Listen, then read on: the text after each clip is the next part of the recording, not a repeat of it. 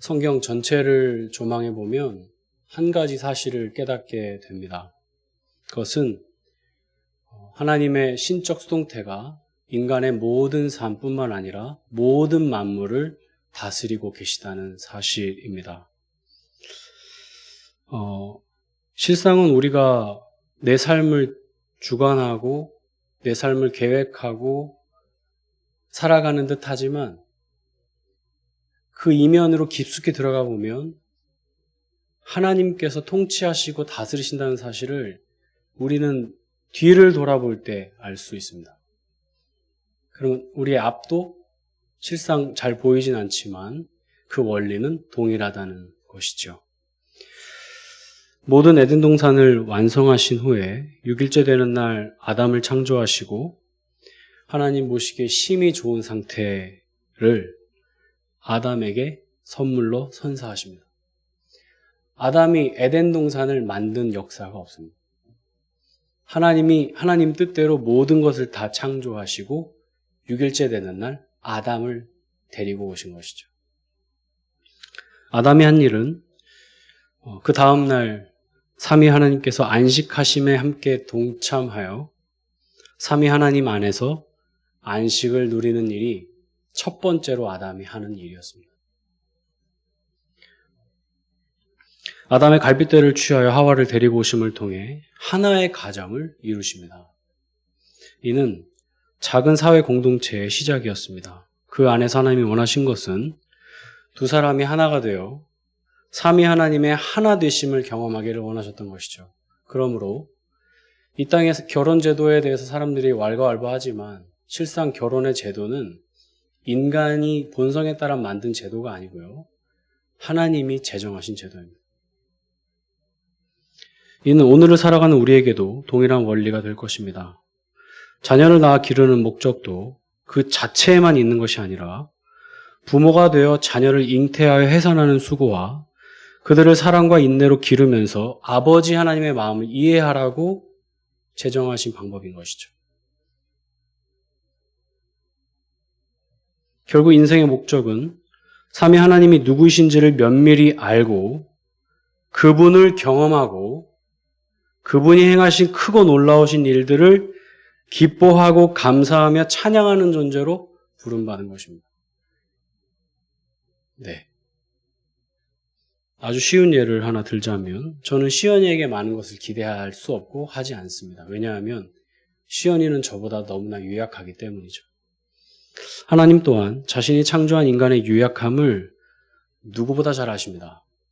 그런 인간에게 부족한 구원을 완성하라고 보내신 것은 아니겠죠. 그렇죠? 만일 그것을 요구하신다면 하나님은 자신의 부족함을 나타내는 것이 아니겠습니까? 우리의 하나님은 타종교의 그런 신들이라 말하는 우상과는 차원이 다른 무한한 하나님이시니까요. 우주도 유한합니다. 그러나 하나님은 무한하시죠. 그래서 성경은 한결같이 신적 수동태로서 하나님이 모든 삶의 주체요, 행동의 주관자요, 하나님이 시작하시고 완성하셨음을 증거하고 있습니다. 그는 알파와 오메가요, 처음과 나중이라. 시작하셨고 끝도 하나님이 끝맺으십니다. 천지와 만물이 다 이루어지니라. 그리고 아담을 부르신 것이죠. 안식하라고. 오늘 본문에 등장하는 모든 구원에는 모두 수동태로 기록되어 있습니다. 네. 그러나 여기서 오해하지 말 것은 우리의 능동적 순종을 배제한다는 말이 아닙니다. 성경은 그렇게 말한 적이 없습니다. 그러나 큰 원리상으로 봤을 때 인간의 능동적 순종은 하나님의 큰 열심 안에 들어있는 요소일 뿐이죠. 반반이 아니고요. 네. 내가 나를 구원할 수 없으며 인간이 인간을 구원하는 방식은 하나님의 방식이 애초에 아니었습니다. 하나님께서 하나님의 아들을 보내셔서 완성하는 방식이 하나님의 지혜요, 복음입니다.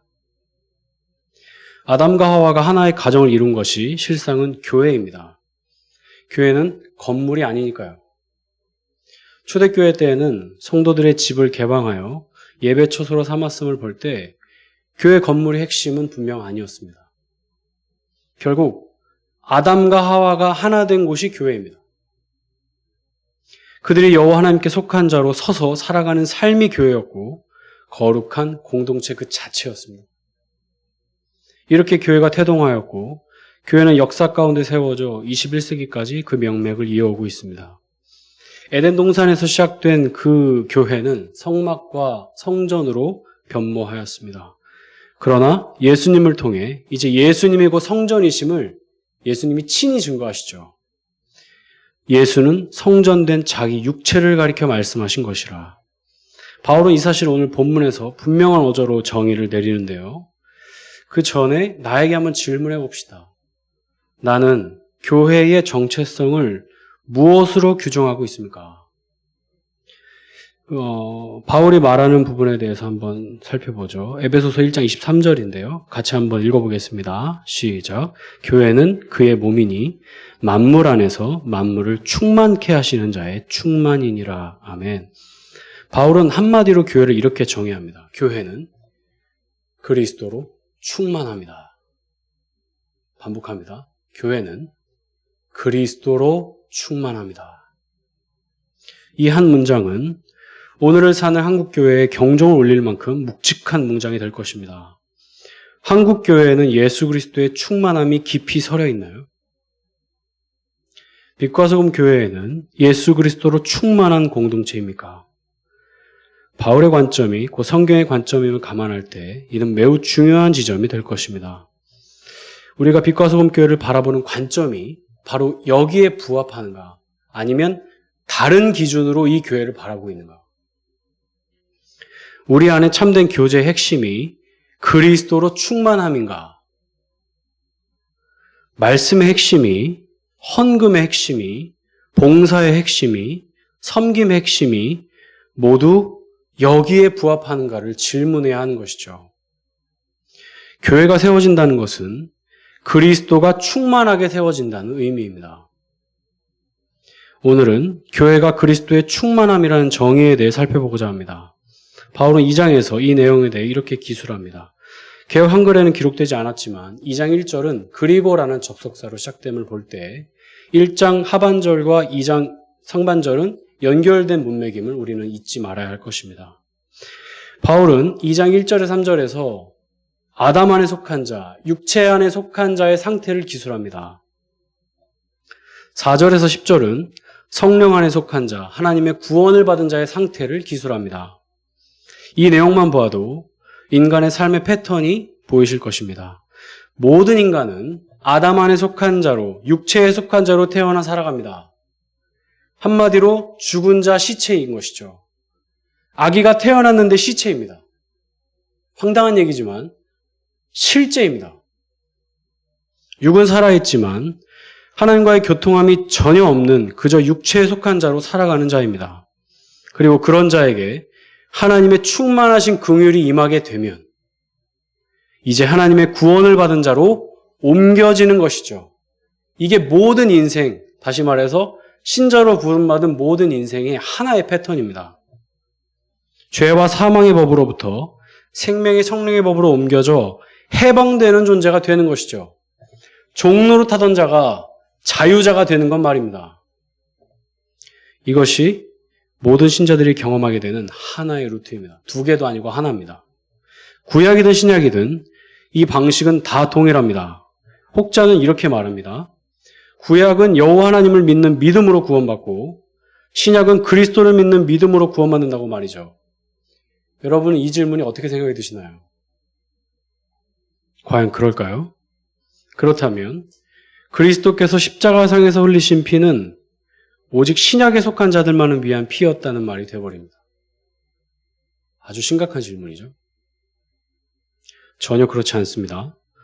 범죄한 아담 이후로 모든 인간은 그리스도의 속죄하심이 없이는 결단코 죄의 용서함을 받을 길이 없습니다. 이것은 신약에만 해당되는 게 아니고요. 구약과 신약이라는 하나의 언약 안에 있는 모든 하나님의 백성들에게 주어진 하나의 원리입니다. 그러므로 구약의 백성들도 그리스도의 십자가의 피로 죄 용서함을 받아 하나님께 의로운 자로 받아들여진 존재인 것이죠. 이 사실을 분명히 기억할 필요가 있습니다. 그래서 구약과 신약은 동떨어진 두 권의 책이 아닌 성령 하나님 한 저자로 기록된 하나님의 말씀이며 한 언약에 기초한 기록된 말씀으로 이해해야 할 것입니다. 이 사실을 히브리서 11장이 상세히 기록하고 있는 것이죠. 선진들이 이로써 증거를 얻었느니라. 믿음으로 모든 세계가 하나님의 말씀으로 지어진 줄을 우리가 아나니, 보이는 것은 나타난 것으로 말미암아 된 것이 아니니라. 이 사람들은 다 믿음을 따라 죽었으며 약속을 받지 못하였으되 그것들을 멀리서 보고 환영하며 또 땅에서는 외국인과 나그네로라 증거하였으니. 아멘. 다시 본문으로 돌아오죠. 1절에서 3절을 간략히 요약하면 이렇습니다. 제가 오늘 말이 좀 빠른 이유는 오늘 설교가 좀 짧아야 됩니다. 네, 양해 부탁드립니다. 나는 본래 날 때부터 죽은 자로 태어났고 사탄의 종노릇하며 살아왔습니다. 세상의 방식을 그대로 좇아 열심으로 살았습니다. 혹 주님을 위해 살았다 하더라도 실상은 나를 위한 모든 일들이었습니다. 죄라는 것은 관역을 맞추지 못하다, 빗나가다의 의미를 갖는 헬라어 단어입니다. 그럼 이런 질문을 던져야겠죠? 쏘는데 이렇게 관역이 자꾸 안 맞을까요? 왜 이렇게 관역이 안 맞는 거죠? 잘 쏘면 될 것 같은데. 그 이유는 애초에 관역 자체를 잘못 설정했기 때문입니다. 본래의 관역은 예수님께로 0점 조정이 되어 있어야 하는데 예수님이 아닌 나에게로 초점이 맞춰져 있기 때문입니다. 예수님이 아닌 다른 것에 둔 초점은 사람마다 다양할 것입니다. 성적인 욕망이 될 수도 있고 내가 사랑하는 자녀가 그 자리를 차지할 수도 있습니다. 나의 아름다운 외모와 멋진 몸매일 수도 있습니다. 아름다운 옷 치장과 내가 늘 좋아하는 맛있는 음식의 향연일 수도 있습니다. 이것뿐일까요? 내 생각을 지배하는, 아니요, 내 마음의 깊은 동기까지도 나는 그렇게 하나님을 대적하며 살아가고 있는 것이죠. 예수님의 자리를 대신 차지하고 있는 모든 것이 바로 여기에 해당될 것입니다. 이것이 죄입니다. 나 스스로 0점을 조정할 수 없다는 절망이 또한 있습니다. 그러니 내가 주님을 위해 행한 모든 선한 일들이 실상은 내가 생각한 선이었지 하나님은 그것을 선으로 여기신 적이 한 번도 없는 것이죠.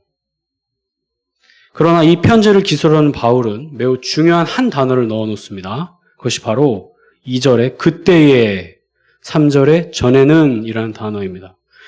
우리의 본래 자리가 여기에 있었습니다. 육체의 욕망을 따라 살았고 육체와 마음에 원하는 것을 하며 매일같이 살아왔습니다. 그러나 그것은 그때였고 전에 그랬습니다.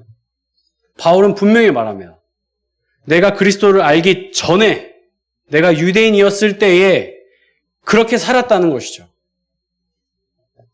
이제 우리는 이 자리에 더 이상 서지 않습니다. 우리는 이 자리로부터 해방되어 생명의 성령의 법에 속한 자가 되었기 때문이죠. 이쪽으로 옮겨진 자는 이쪽으로 다시 옮겨질 수가 없어요. 그러나 우리의 본성에 따라 우리 끊임없이 이쪽에 대한 갈망과 욕망을 가진 존재로 여전히 살아갑니다.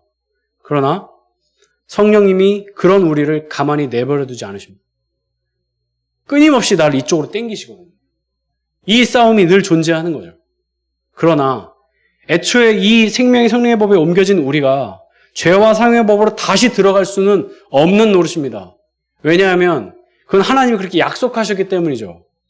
한 번 옮겨진 것은 다시 옮겨지지 않습니다. 누구도요. 사탄도 못 옮겨요. 차차 그것이 왜 그런지 이해하게 되실 것입니다. 그 내용이 4절부터 10절까지의 내용이거든요. 4절 말씀 한번 읽어보겠습니다. 시작. 긍휼에 풍성하신 하나님이 우리를 사랑하신 그 큰 사랑을 인하여. 아멘. 긍휼이 풍성하신 하나님이 여러분을 살아있는 자로 만드셨습니다. 여기서 만드시다는 완료적 양상을 뜻합니다. 한마디로 이미 완성된 것입니다. 하나님께서, 긍휼이 풍성하신 하나님께서 윤빈이를 살아있는 자, 윤빈이가 본래 시체였거든요. 근데 살아있는 자로 완성하셨어요. 잘 믿어지지가 않죠? 근데 이게 사실입니다. 네. 윤빈이가 안 믿어지는 거랑 상관없이 사실이에요. 한번 그렇게 만들었다가 중도에 포기하시는 하나님이 아니십니다. 우린 그거를 인간의 유약함이라고 부르죠. 시작하신 일은 반드시 완성하시는 분이 삼위 하나님이십니다. 죽은 시체를 다시 살아있는 생명체로 만드신 것이죠. 완벽하게요. 숨이 멎은 나에게 다시금 생기를 불어넣으셔서 생명이 되게 하신 것입니다. 마른 뼈를 다시 살아있는 존재로 만드신 것이죠. 하나님은 무엇으로 이 위대한 일을 행하셨을까요? 여러분이 얼마나 거룩하게 사시는지를 보시고 하신 일일까요? 우리가 태어나지도 않았는데 말이죠. 우리가 거룩하게 살아도 시체는 말은 없습니다. 그리고 하나님의 완전하신 거룩을 만족시킬 자는 한 사람도 없습니다. 그 답이 4절에 기록되어 있죠. 우리를 사랑하신 그 큰 사랑을 인하여. 아멘. 우리를 사랑하심은 역시 완료적 양상입니다. 아마 여러분 경험하실 것입니다. 여러분이 매일같이 하나님을 적대시 해왔어요. 근데 어느 날 하나님 앞에 무릎을 딱 꿇었을 때 하나님이 거절하시던가요? 저는 그런 걸 경험해 본 적이 없어요. 늘 그 자리에 한결같이 계셨어요. 그게 우리 하나님이십니다. 그 하나님의 사랑은 단 한 번도 변한 적이 없습니다. 인류 이래로요. 왜냐하면 이미 완료된 사랑이니까요. 앞으로 이루어질 사랑이 아닙니다, 여러분. 이미 완성된 완벽한 사랑입니다. 사랑하기로 작정하셨고 그 사랑은 반드시 끝까지 이어지기 때문입니다. 사랑은 모든 허다한 죄를 덮느니라. 여러분이 아무리 많은 죄를 지어도 하나님의 사랑이 그 죄를 덮고도 남습니다. 하나님의 사랑이 클까요? 여러분이 지은 죄의 크기가 클까요? 뭐하러 말할까요? 비교할 가치가 없겠죠. 죄인 되었을 때, 원수 되었을 때 하나님은 우리를 사랑하셨습니다. 5절에 보면 허물로 죽은 우리를 살리셨습니다. 시점이 내가 의인일 때 사랑하신 게 아니고요. 살리신 게 아니고 허물로 죽어 있을 때 살리셨다는 거죠. 그리스도와 함께 살리셨습니다. 주간의 성도님, 예수님의 죽으심과 부활하심, 승천하심은 먼 이야기나 신화가 아닙니다. 혹시 그렇게 생각하셨다면 이 말씀을 주목하십시오. 오늘 본문이 증거하는 6절을 한번 읽어보겠습니다. 시작. 또 함께 일으키사 그리스도 예수 안에서 함께 하늘에 앉히시니. 아멘. 죽음의 자리에서 우리를 다시 일으키십니다. 부활처럼요. 그것에 더하여 그리스도와 함께 하늘에 앉히셨습니다. 승천하심처럼요. 예수님이 직접 경험하신 놀라운 일들을 내가 함께 경험하고 있는 것이죠. 여기서 일으키사 앉히시니 모두 완료적 양상으로서 이미 완성된 것으로 바울이 말하고 있다는 것을 주목하십시오. 우리는 흔히들 장차 하늘나라에 가겠지, 하늘에 앉힘을 받겠지라고 생각하죠. 미래적 시점이라고 이해하고 있습니다. 근데 바울은 그렇게 쓰지 않았어요. 너희가 그리스도와 함께 일으키심을 받았고 그리스도와 함께 하늘에 앉혀졌다. 완성됐다. 완료다. 이미 그 자리에 있다라고 말하고 있는 것이죠. 앞으로 일어날 미래의 사건이 아닌 이미 에베소 교회 성도들이 경험하고 있는 진리입니다. 좀 더 들어가 볼까요? 참된 신자는 모두 그리스도와 같이 십자가에서 죽고 다시 살아남을 경험한 자이며 예수 그리스도와 지금 오늘 하늘에 속한 자로 살아가는 자입니다. 땅에 속한 자가 아니라 하늘에 속한 자라고 바울은 로마서에서 분명히 말하였습니다. 이것이 바울 서신이 증거하는 바입니다. 주 안의 성도님, 나는 그럼 예수님과 함께 부활을 경험하셨습니까? 이건 실제입니다. 사도들이 부활하신 그리스도를 경험하고 그를 증거했듯 21세기를 사는 나도 그리스도의 부활하심을 경험해야 합니다. 이건 이상한 게 아니라요. 바울의 논지를 그대로 말씀드리는 것입니다. 그리스도가 내 삶의 주체가 되셔서 나와 긴밀히 교제하시며 교통하심을 실제로 부활하신 그리스도와 함께 경험하고 계신가요? 부활하여 승천하신 예수님을 오늘도 만나고 계신가요? 예수 그리스도와 함께 하늘에 앉아 천상회의에 참여하는 복을 누리고 계신가요? 첫사람은 땅에서 났으니 흙에 속한 자이거니와 둘째 사람은 하늘에서 나셨느니라. 무릇 흙에 속한 자는 저 흙에 속한 자들과 같고 무릇 하늘에 속한 자는 저 하늘에 속한 자들과 같으니 우리가 흙에 속한 자의 형상을 입은 것 같이 또한 하늘에 속한 자의 형상을 입으리라. 아멘. 지금 내가 이 은혜를 누리고 있지 못하다면 둘 중에 하나일 것입니다. 아직 그때가 이르지 않아 그때를 향해 걸어가고 있는 여정일 것입니다. 또 하나는 하늘에 속한 자가 아닌 여전히 땅에 속한 자로 살아가는 존재일 것입니다. 바울은 이 부활과 승천을 경험했음을 스스로 친히 증거하고 있는 것이죠. 바울은 경험한 것을 말하고 있습니다. 이를 가리켜 바울의 말을 빌려 전하자면 5절에 너희가 은혜로 구원을 얻은 것이라 8절에 너희가 그 은혜를 인하여 믿음으로 말미암아 구원을 얻었나니 라고 다 수동태로 기록하고 있는 것이죠. 시체에게 허락된 선물이기에 그저 은혜라고 밖에는 설명할 길이 없는 것이죠. 그러므로 자랑하려거든 주 안에서 자랑하십시오. 우리의 정체성을 바울은 이렇게 정의합니다. 10절입니다. 같이 한번 읽어보겠습니다. 시작. 우리는 그의 만드신 바라 그리스도 예수 안에서 선한 일을 위하여 지으심을 받은 자니 이 일은 하나님이 전에 예비하사 우리로 그 가운데서 행하게 하려 하심이니라. 아멘. 그리스도 예수 안에서 창조된 하나님의 작품이 여러분입니다. 태초에 말씀이 계시니라 이 말씀이 하나님과 함께 계셨으니 이 말씀은 곧 하나님이시니라. 여호와께서 가라사대라는 태초에 그 시작된 말씀은 실상은 예수 그리스도의 사역이 함께 있었음을 가리키고 있는 것이죠. 하나님의 사역에는 기본적으로 삼위 하나님의 사역이 함께 있었음을 기억해야 할 것입니다. 이것이 바로 구약을 대하는 우리의 관점입니다. 그러므로 우리는 예수 그리스도 안에서 창조된 하나님의 작품입니다. 바꿔 말하면 나는 본래 예수 그리스도로 충만해야 하는 자입니다. 예수 그리스도 안에서 창조된 작품이죠. 그 말인즉슨 나는 그리스도 예수로 충만한 자여야 합니다. 그것을 위해 부름받은 것이고 이 땅에 태어나 살아가는 이유입니다. 오늘도 내 생명이 붙어있는 이유는 나의 미래를 잘 계획해서 이 세상에서 떵떵거리고 잘 살라고 부르신 것이 아니고요. 우리 자녀 잘 키워가지고 우리 자녀가 하나님 나라에 크게 공헌하라고 보내신 것이 아닙니다.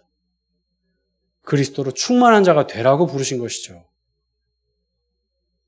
예수 그리스도와 함께 일으킴을 받았고 예수 그리스도와 함께 하늘에 앉힘을 받은 것입니다. 왜 그리스도와 함께라고 바울은 이렇게 강조하고 있는 걸까요? 그와 한 몸 된 존재잖아요. 그리스도로 충만한 존재니까요. 그래서 오늘을 사는 세상도 천국이고 앞으로 갈 혹은 앞으로 임할 내세도 천국입니다. 혹자는 이 세상이 지옥이라고 말하죠. 그러나 신자는 이 세상부터 천국입니다. 그 천국은 예수 그리스도와 함께 살아가는 것입니다. 왜 바울이 그토록 예수님을 아는 지식이 가장 고상하다고 고백했을까요? 바울은 율법에 가장 능한 자였습니다. 최고의 가말리엘의 문외였습니다. 최고의 학식과 정말 최고의 언변, 모든 것들을 다 가진 최고의 유대인이요 바리새인이었습니다. 그런 자가 자기 가졌던 모든 지식을 그리스도라는 지식보다 하대하였습니다. 그 모든 것을 다 잃어버려도 괜찮다. 왜요? 무엇을 얻기 위함이었다고 말하죠? 그리스도를 얻기 위함이라고 말합니다. 바울은 예수 그리스도께 미친 자였습니다. 이것은 바울만 아니라 사도들의 공통점이기도 합니다. 그들 한결같이 그리스도께 미친 자들이었습니다. 환원하면 그리스도로 충만한 자들이었습니다. 그럼 나는 무엇에 충만합니까? 그리스도의 자리에 우리는 무언가를 넣어놓고 살아갑니다. 매일같이 말이죠. 본래 인생 목적이 무엇인지를 7절이 기록하는데요. 함께 읽어보겠습니다. 시작. 이는 그리스도 예수 안에서 우리에게 자비하심으로써 그 은혜의 지극히 풍성함을 오는 여러 세대에 나타내려 하심이니라. 아멘. 하나님의 은혜의 지극히 풍성함을 오는 여러 세대에 나타내기 위함이 우리의 본래 인생 목적입니다. 이것을 바울은 그리스도의 향기라고 축약해 설명한 것이죠. 그리스도의 향기는, 그리스도인의 향기는 그리스도의 향내가 나야 합니다. 그렇죠? 다른 향내가 나면 안 되고요. 그리스도의 향내가 나야 그게 그리스도인의 향기입니다. 모든 것을 갖췄다 한들 거기에 그리스도의 향내가 나지 않는다면 그것은 그리스도인은 아닙니다. 그래서 그리스도인은 그리스도께 미친 자들을 일컫는 말입니다. 그렇다면 그리스도로 충만함의 열매는 무엇으로 알 수 있을까요? 두 가지로 귀결될 것입니다. 하나는 말씀 안에서 그리스도를 충만히 알아가기를 기뻐하는 자일 것입니다. 왜냐하면 하나님이 우리에게 주신 유일한 그리스도를 알 수 있는 계시가 이 말씀밖에 없기 때문입니다. 혹 이 말씀 말고 다른 게 있다면 전 그것이라고 말할게요. 근데 다른 거가 없어요. 이것밖에 없어요.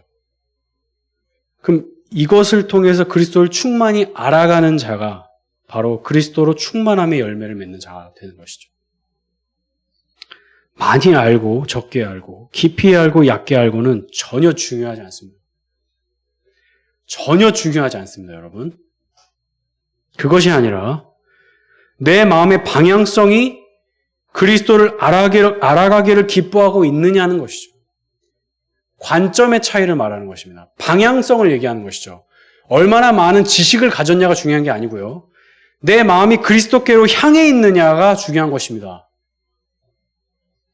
성경 말씀을 의무감으로 읽고 있다면 1년에 1독 완독만을 목표로 세웠다면 죄송하지만 말씀의 의미를 알기보다는 읽는 행위가 우선이 될 가능성이 높습니다. 왜냐하면 오늘 그걸 다 읽어야 되니까요. 묵상할 시간이 없겠죠. 감사하게도 그 1년의 성경 통독표를 가지고 심도 있게 묵상한다면 정말 감사한 일이죠. 그러나 읽는 행위를 하고 있다면 난 1시간 읽을 거야. 1시간 동안 읽는 행위를 하고 있다면 그것은 심각하게 생각해 봐야 할 부분입니다. 혹은 말씀을 통해 내 삶의 적용점만을 찾고 있다면 그 역시 그리스도를 깊이 알기는 어려울 것입니다. 네. 수단과 방법은 반드시 목표에 부합되게 되어 있습니다. 목표가 잘못 설정되면 수단과 방법도 어그러지는 것이죠. 우리의 목표는 하나님께서 계시하신 그리스도를 말씀을 통해 아는 일이지 나의 도덕적인 교훈을 끄집어내서 내 삶에 이뤄내는 일이 아닙니다. 물론 그리스도를 내가 그 안에서 발견하고 그 그리스도 안에 있는 내가 이 땅 가운데 어떻게 살아갈 것인가에 대한 능동적 순종에 대한 측면은 우리가 헤아려 알아야 할 것입니다. 그러나 앞에 부분은 싹 빼먹고 이 부분만 강조하다 보면 우리는 어느새 율법을 쌓고 있는 것이죠. 도덕경이 되어버리는 것입니다. 성경이. 그래서 영생은 참 하나님과 그가 보내신 자 예수 그리스도를 아는 것이니이다라고 말했습니다. 굉장히 중요한 말입니다. 그 많은 동사 중에 왜 알다라는 단어를 영생과 부합시켰을까요? 그게 하나님이 우리에게 요구할 수 있는 유일한 거기 때문이에요. 제가 시온에게 유일하게 요구할 수 있는 건 돈을 벌어라는 게 아니죠. 내가 아버지라는 거를 아는 것이죠. 그게 시온이가 할 수 있는 유일한 수준이니까요. 하나님의 행하신 크고 놀라운 일을 아는 것이 인생의 목적입니다.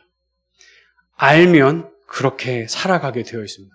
그런데 모르면 그렇게 살아갈래야 살아갈 힘이 없습니다. 네. 너희가 2장 8절부터 9절을 한번 읽어볼까요? 에베소서 2장 8절 9절입니다. 읽어보겠습니다. 시작.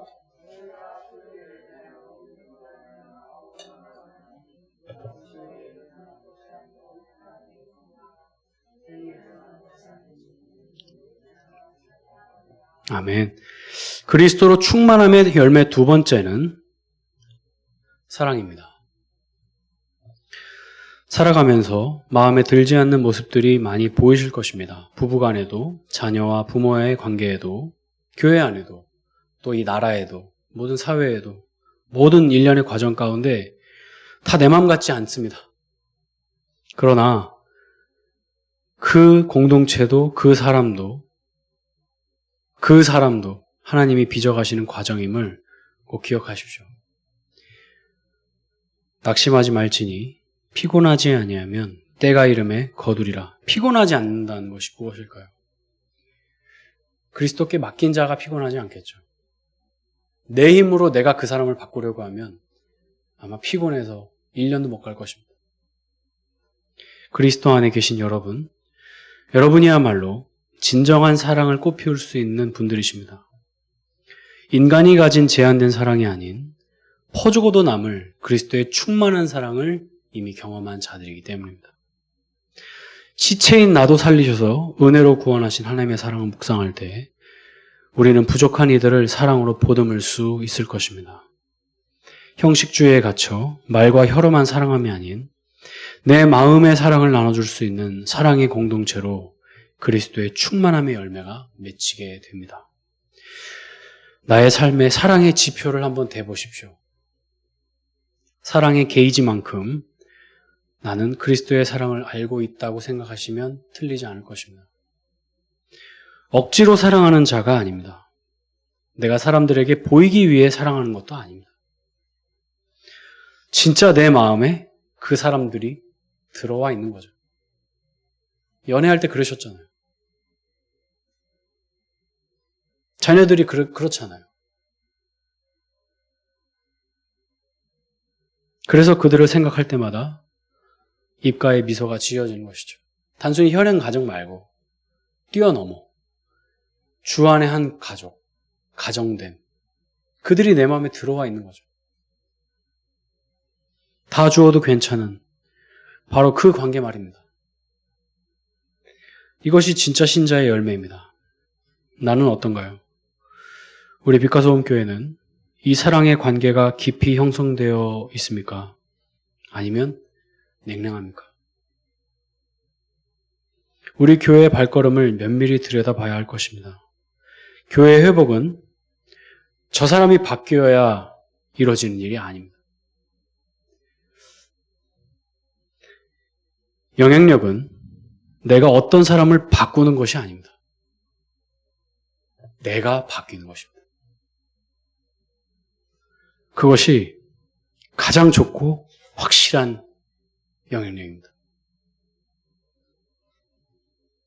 다른 사람을 바라보기에 앞서 내가 그리스도 앞에서 바뀌어야 할 것입니다. 내가 바뀌지 않는 것은 다른 사람도 안 바뀝니다. 나도 바꾸지 못하는 복음은 다른 사람도 못 바꿉니다. 2장 10절이거든요. 제가 읽어드릴게요. 우리는 그의 만드신 바라 그리스도 예수 안에서 선한 일을 위하여 지으심을 받은 자니 이 일은 하나님이 전에 예비하사 우리로 그 가운데서 행하게 하려 하심이니라. 아멘. 말씀을 정리하고자 합니다. 우리의 본래 상태는 시체였습니다. 그러나 이제 우리는 긍휼이 풍성하신 하나님의 위대한 사랑에 힘입어 그리스도와 함께 부활하였습니다. 그리고 승천하여 하늘에 앉혀진 하늘에 속한 자가 되었습니다. 이 모든 일은 하나님의 은혜에 의해 주어진 구원입니다. 우리는 그저 선물로 받은 것뿐입니다.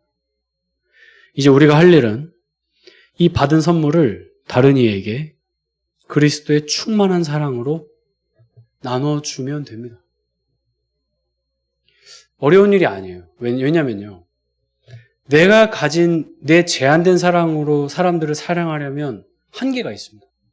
근데 내가 이 말씀 안에 계신 그리스도를 충만히 알면요. 그 사랑이 자연스럽게 흘러갑니다.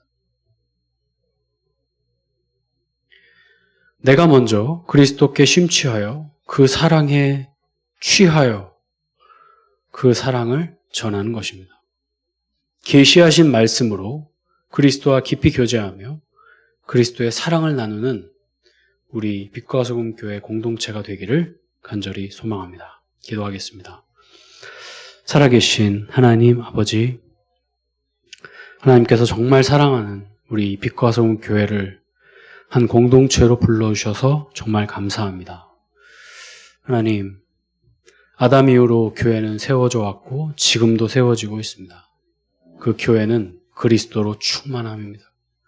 빛과 소금 교회가 그리스도로 충만할 수 있도록 성령 하나님 도우시고 한 사람 한 사람의 마음 가운데 이 내 본래의 모습을 기억하고 내가 이제 어느 자리에 와 있는지를 묵상하며 그렇게 인도하신 긍휼이 풍성하신 하나님의 크고 놀라우신 사랑을 늘 체감하며 말씀 안에 계시는 그리스도를 교제하며 그분께 취하여 살아가는 우리의 삶이 되도록 인도하여 주시옵소서. 그리하여 빛과 소금 교회가 그리스도의 말씀으로 충만한 공동체 되도록 은혜 베풀어 주시옵소서. 모든 것 주님께 감사드리며 예수님 이름으로 기도합니다.